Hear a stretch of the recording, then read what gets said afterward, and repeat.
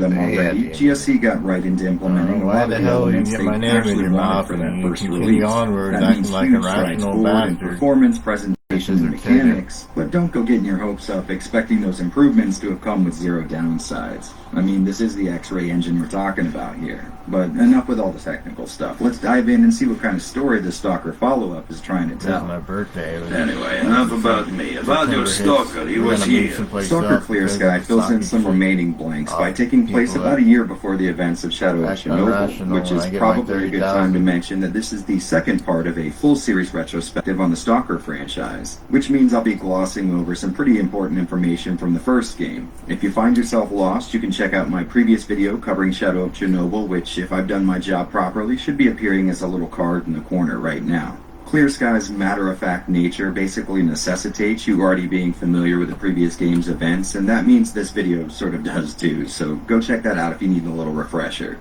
Alright, so at the start of Clear Sky, we see our main character Scar leading a group of scientists through one of the more dangerous parts of the zone when a huge emission takes place, which is basically a massive explosion of radioactive and psychic energy emanating from the dead center of the zone like a nuclear detonation's blast wave. Now, we're not exactly clear on the details, but from what we hear after the fact, we somehow lived through this event, a phenomenon not yet seen in the zone.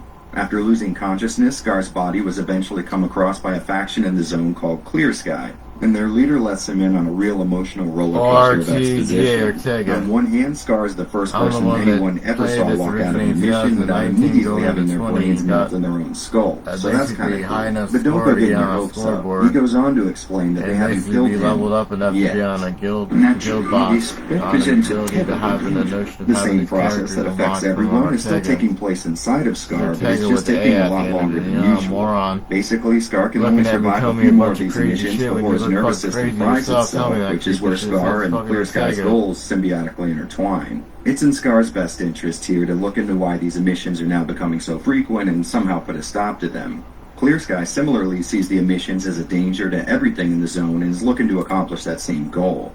It's their belief that the rise in explosive waves of energy in the zone has something to do with rumors about some upstart stalker named Strelok and his crew getting to the Chernobyl nuclear power plant, a feat once thought impossible. Our new friends in Clear Sky reason that the emissions are like an immune reaction to the center being penetrated, and they'll continue as long as Strelok lives. So Scar's sort of forced into a position where he has to work for Clear Sky or die a horrible death. An easy position to consider. So Scar sets off and basically follows in our footsteps from Shadow of Chernobyl. Just like us, he has to follow the breadcrumb trail left by Strelok's actions in the zone, and just to clear things up, because I sort of struggled with this at first, we're not here trying to prevent the events of the first Stalker game, but instead the events that preceded them. See, Strelok's made it to the center of the zone about 3 times now, and in Clear Sky our goal is to prevent that second trip. The one that would see him disappearing and result in some tattooed rando gunning for him with a DIY assassination order on his PDA. Clear Sky, being a group that exists inside the zone, isn't incredibly charitable, so if he's going to get any information out of them, Scar's going to have to help them with their territorial issues. Apparently, everything in the zone was at a sort of equilibrium before Strelok first breached the center, but now the zone's been plagued by these blowouts that have the side effect of rearranging anomalies, shifting around the mutant population, and moving pockets of extreme radiation. So paths that were once thought completely safe have been overrun with bloodsuckers and dangerous anomalies. Some factions have lost their bases of operation, meaning once fruitful peace agreements have gone out the door and previous strongholds have changed hands a few times. There are new trading posts now, and bandits have become way more of an issue now that the factions are fighting with themselves more than they're policing their own territory. And in the middle of all this conflict sits Scar, a lone mercenary forced into doing a massively important job, essentially for free. As Scar, we have to follow up on leads, heading to places Strelok or his team are rumored to have once passed through. Like I said before, the zone is in chaos with all the major factions either at war, displaced, or both, so while chasing Strelok, Scar's going to have to take part in some of these skirmishes in order to get the information he's looking for. The first stop being our old friend Sidorovich, who supposedly had dealings with our target in the past. In very Sidorovich fashion, though, he's going to want our help clearing up an issue before he'll give us the goods. It seems like one missed delivery is all it took to rile up the free stalkers at Cordon enough to butt heads with the military, so Scar needs to, one way or the other, restore the uneasy equilibrium it once had. After that gets sorted, Sidorovich lets us know that one of Strelok's boys, named Fang, did pay him a visit looking for complex machine parts, and since he didn't have what they wanted, he pointed him towards the garbage, which means that's exactly where we want to be.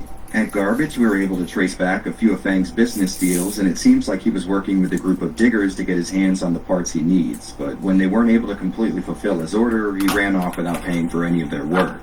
Apparently, they sent one digger to find him, but in the process of following Fang, he got jumped by a pack of blind dogs. So after we helped him off the rock he's been stuck on, he lets us know Fang is headed for the Dark Valley, and away we go.